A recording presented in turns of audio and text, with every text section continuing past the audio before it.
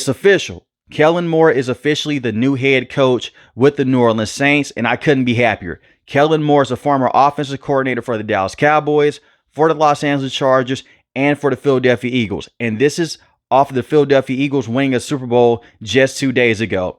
Everywhere that Kellen Moore has been, he has had a positive impact on the quarterback and the offense in general. He was not a bad coach with the Cowboys. What hurt him with the Dallas Cowboys is the fact that he was used as a scapegoat.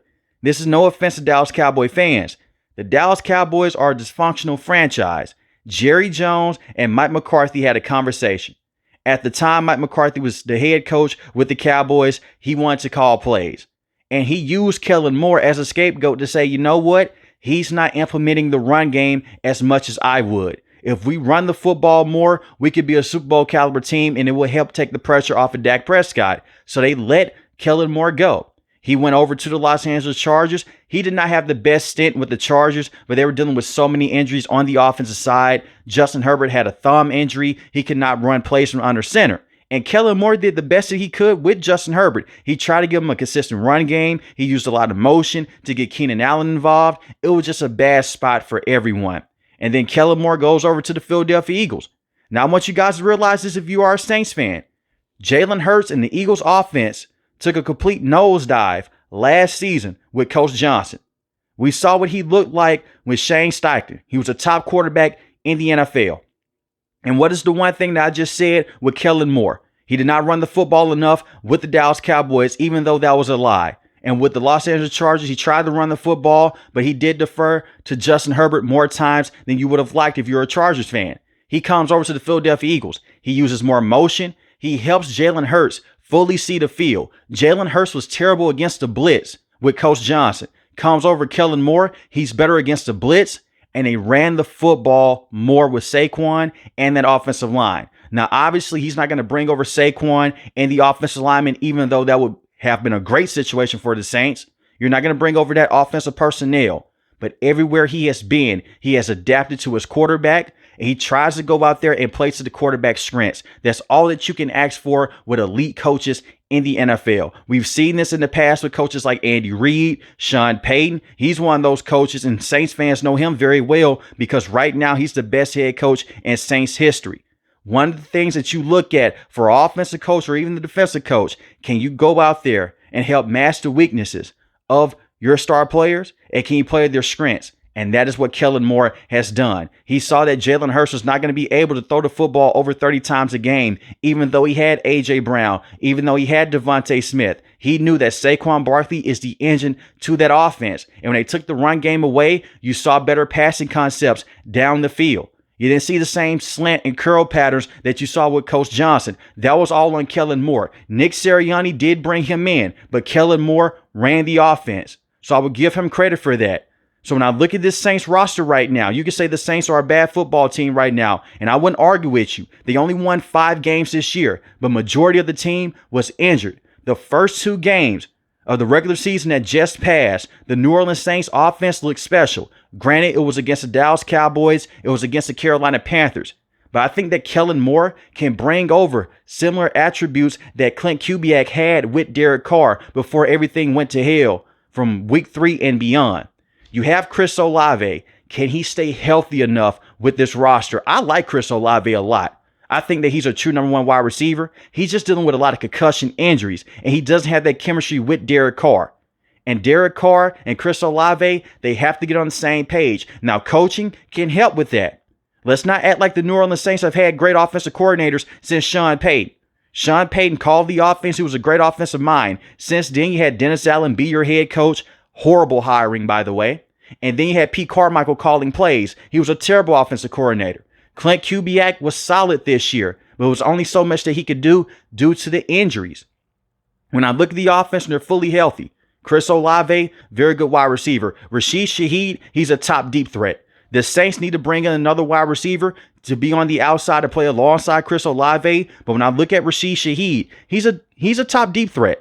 You could put him in the same conversation with Tyreek Hill and Devontae Adams when Devontae Adams was in his prime with the Packers. That is the type of speed that Rashid Shaheed has. And unfortunately, his season was cut short due to a torn meniscus. But he's a great wide receiver in terms of going deep, and he has a full route tree. So you have those two wide receivers to look at. Marquez Valdez-Scantling. I think that you could bring back MVS.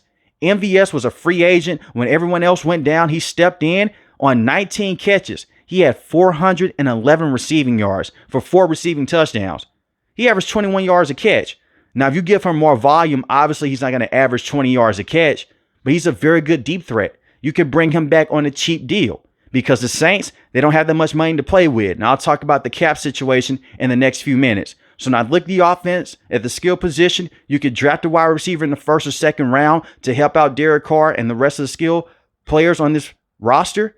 But you're not in a horrible situation like you would think. You have Alvin Kamara in the backfield. I think that he's a very good running back. The problem with him is dealing with a lot of injuries. He is getting older, but he's still a very good player to have. He's one of the better running backs that you can have. They need to bring in a guy that can take some of the workload off of him. What made Alvin Kamara so great early in his career, he had Mark Ingram playing alongside him. And they tried to do that with Jamal Williams. Jamal Williams, when they brought him in from the Detroit Lions, he led the league in rushing touchdowns. Since then, he hasn't been able to stay healthy.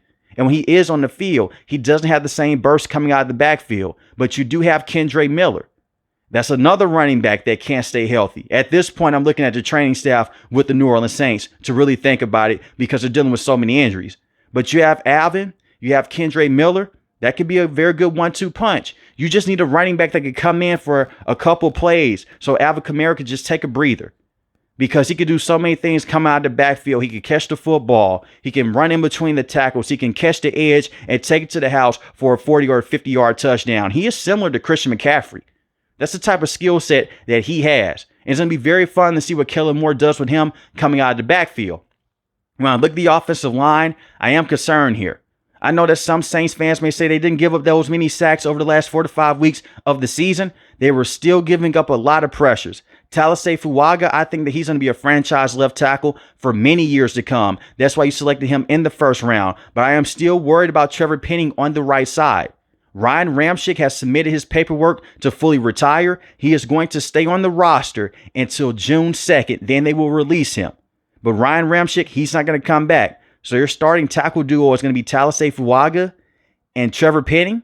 You have Cesar Ruiz at the right guard position, Eric McCoy at the center position, and Lucas Patrick at left guard. They can get better on the offensive line. I hate that Ryan Ramczyk really went down with that knee injury and he may never play again because he was a franchise tackle. That's the definition of being one of the best offensive linemen in the league, and he deserves his flowers. He was an essential part of the New Orleans Saints' success over the last few years when Sean Payton was still with the organization. So to see him go out this way, it does suck, but he is a Saints legend, in my opinion. So the offense, they're not that far off. When I look at Derek Carr, I've said this in the past. Derek Carr is not a terrible quarterback, but at the same time, he's not a top 10 quarterback that's going to get you over the hump. They need to put more pieces around him up front to get the best out of Derek Carr. And I will come into the defense of Derek Carr. He has never had a great head coach. He did have Coach Gruden for a couple of years until the emails leaked out, but the man has dealt with Jack Del Rio. He's dealt with Dennis Allen. He's had so many different offensive coordinators, so many different head coaches over the course of his career. So it's only so much that he can do. You can go out there and you can win football games with Derek Carr. The team went 9-8 with Derek Carr, and they should have made the NFL playoffs a year ago. But what really hurt them was the fact that Dennis Allen was such a terrible head coach and he could not manage a game to save his life. They finished second in their division to the Tampa Bay Buccaneers. And when I look at this division, it's not one of the toughest divisions in the NFL. You have the Atlanta Falcons. No offense. They're not world beaters. The same with the Carolina Panthers. And the Tampa Bay Buccaneers, right now, they are the best team in this division by far. But you can go out there and you can compete with the Tampa Bay Buccaneers, even though the Buccaneers did blow out the Saints this year when Spencer Rattler was a starting quarterback. This team needs to get healthier. They need to get bigger up front. But I like Kellen Moore working alongside Derek Carr. He is going to play to his strengths. When you saw what Pete Carmichael was doing, it was just a bunch of screens, a bunch of routes around the line of scrimmage. It's not going to work out. He tried to be Sean Payton 2.0 and it didn't work out. And you do have an X factor on the New Orleans Saints. You still have Taysom Hill. Taysom Hill can be a quarterback for you, not a starting quarterback, but he can come in. He can give you a couple plays at the quarterback position. You can put him at running back. You can put him as slot wide receiver. You can put him in as outside wide receiver, as a tight end. Get creative. And I would love to see Kellen Moore go out there and use him in a creative way. We haven't seen Taysom Hill be that same player that he once was with Sean Payton since then. And he'll come in, he'll give you big time moments, but the way that Sean Payton would use him in the red zone to push the football in, it was too many times with Pete Carmichael years ago to where they're struggling in the red zone and you're not putting in Taysom Hill. Do that. Get creative on the offensive end and you should be okay to compete in this division. When I look at the cap situation, this is one of the negative parts about this job. This is an aging roster and the cap situation is hell. This is easily the worst cap situation in all of football right now. They have to clear out $71.5 million before free agency starts to meet the cap threshold. That has nothing to do with Kellen Moore. That has everything to do with Mickey Loomis. And I felt like Mickey Loomis should have been fired a long time ago because he continues to put aging pieces on this roster and he's giving those guys big time deals.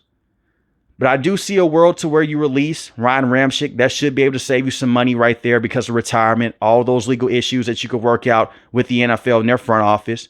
Maybe you move on from a guy like Cameron Jordan, or you hope that he retires. We'll see what works out in that situation. You can move off of certain names with this roster and save some money. I don't see them cutting Derek Carr. I know that's the most popular decision right now, but I feel like Derek Carr has restructured his deal and he has done everything in his power to go out there and give them more cap flexibility. It's not his fault that Mickey Loomis went out there and gave him a big time deal and Dennis Allen wanted him on this roster. He's taken a restructured deal in the past and he's already come out and he said that he's not going to take another pay cut.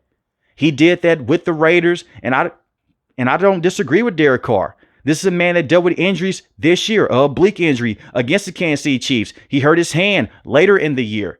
He sees the writing on the wall. He is an older quarterback, so he wants all his money right now. He wants it up front. He is not going to be the long-term answer for the next 5 to 10 years. Hopefully that's Spencer Rattler. But that has nothing to do with Derek Carr. So it's easy for me to come on here and to hate on Derek Carr and say he should take a pay cut. He didn't force the Saints to give him that deal. That's on Mickey Loomis. And I look at this defense. I am worried about their defense. It seems like Brandon Staley is going to be their brand new defensive coordinator. Right now, he's a leading candidate for that job, which more than likely means that he's going to be their brand new DC. I hated him as a head coach with the Los Angeles Chargers. He was a terrible head coach. As a defensive mind, he's solid. I don't think that he's that great of a defensive mind, but he's not terrible. When I look at the Saints defense, their defense has been relatively solid over the last 3 to 4 years because Dennis Allen, even though he was a terrible head coach, he was a very good defensive mind. Look at those years when Tom Brady was in this division. He gave Tom Brady and the Tampa Bay Buccaneers hell. As a defensive coach, Dennis Allen was very good. But as a head coach, that is what did the Saints in for many years. So when I look at Brandon Staley, can he be good enough to get the best out of these defensive players, even though they are still aging? Tyrann Mathieu is still a very good safety to have in this league. A lot of people may look at Tyrann Mathieu and say, hey, you know what? He's 32 years old. He's getting older. He's not the same player. He had 47 solo tackles, 3 interceptions, 7 pass deflections. He doesn't have the same impact that he once had with the Arizona Cardinals and what he had with the Kansas City Chiefs, but he is still a very good veteran safety to have around. And you do want some older players with your roster to help out some of the younger names that you're going to bring in through the NFL draft. So they should keep Tyrann Mathieu on this roster, in my opinion. You have Alontae Taylor. Alontae Taylor is a solid cornerback, and you have Kool-Aid McKinstry. Now, this is a very interesting thing to bring up. Paulson Adebo had a terrible year this year, but it wasn't all on Paulson Adebo.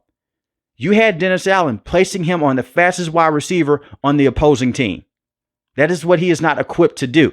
Instead of having Marshawn Lattimore on those faster wide receivers, you have Paulson Adebo on guys like Tyreek Hill, for example, on guys like Xavier Worthy. And he was just a holding machine. He essentially lost in the game against the Atlanta Falcons this year when he was holding on to Darnell Mooney, and that pushed him into field goal range. Why is he on those type of wide receivers? Decisions like that come down to the head coach, and it comes down to defensive play calling. And that is what didn't help Dennis Allen stick around for the long term. But when I look at Paulson Adebo in the past, he's been a solid cornerback. I think that he's a good player. You could bring him back around. But them moving on from Marshawn Lattimore, I agree with that move. I'm going to say it again. You get a mid-round pick for a cornerback that is aging and he couldn't stay healthy. Very good player still. Don't get me wrong. But when I look at the Saints, at the course And especially at that time, you weren't going to make the playoffs. You trade him to a contender in the NFC. You get a mid-round pick out of it. It's a win-win for everyone involved. But when I look at the secondary, there's talent there. Even though Tyrann Mathieu is older, I still like him a lot. The front seven, there's a lot of question marks here because Cameron Jordan hasn't had a double-digit sack season in a very long time. This year, he only had 4 sacks. And he's making a lot of money with this roster. He is not the same player that he was even 2 years ago. Cameron Jordan right now is a rotational pass rusher at best. You do have Peyton Turner, but Peyton Turner is not going to come in and give you a lot of pressure off the edge. I look at Brian Bresee. Brian Bresee is their best defensive tackle, hands down. 7.5 sacks, 1 forced fumble.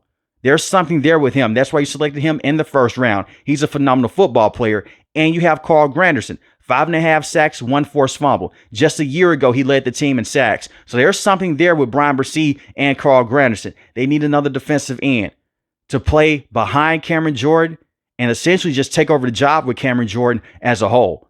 So I think in the first round with that 9th pick, you could go wide receiver, but you could select the wide receiver in the 2nd or 3rd round. Go out there and get you a pass rusher and put him on this roster and try to make life hell for the Carolina Panthers. Try to make life hell for Michael Penix Jr.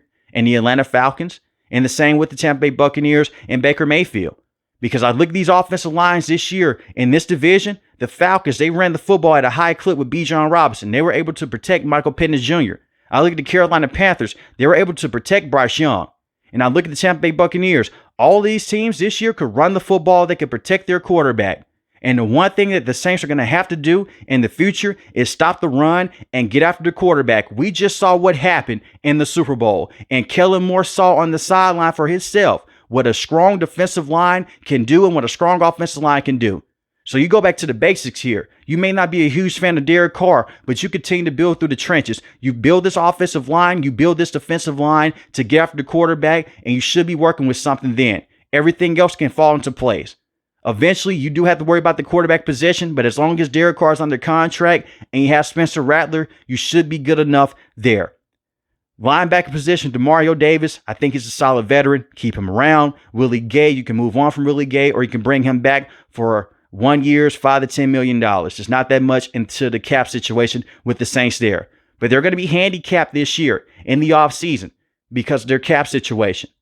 But give Kellen Moore the long-term plan. Give him the opportunity to go out there and fully rebuild this roster with his making and see what this man really has. I want to see Kellen Moore go out there and potentially be the next Sean Payton, be that great offensive hire with the Saints. I'm tired of seeing this division being regarded as one of the worst divisions in all of football. And all of these teams, they have talent. Like I mentioned before, the Saints, they have talent on this roster. The coaching hasn't been there, and the general manager hasn't been awesome either. When I look at the Falcons, Michael Penix Jr., they have Bijan Robinson, Kyle Pitts. There's talent there with the Falcons. The Carolina Panthers, Bryce Young looked very good in the back half of the season. Then look at the Tampa Bay Buccaneers with Mike Evans, Baker Mayfield, Chris Godwin. So the division, they have talented players. The teams, they just have to step up. And I look at the Saints, you're not that far off. You have aging players, yes, but you will be okay. Let Kellen Moore go out there, let him rebuild this team. You can still try to contend this year. You really don't have a choice but to, because a lot of veterans on this roster, you just can't trade them for late round picks because of the cap hit. So they're going to stick around. But that's all due to Mickey Loomis. But let me know in the comment section below, how do you feel about the New Orleans Saints? And how do you feel about Kellen Moore being their new head coach? If you're new to the channel, hit the subscribe button. If you like the video, hit the like button. Most importantly, want each and every last one of you guys stay safe, stay positive. Thanks for the video, guys. God bless. Peace.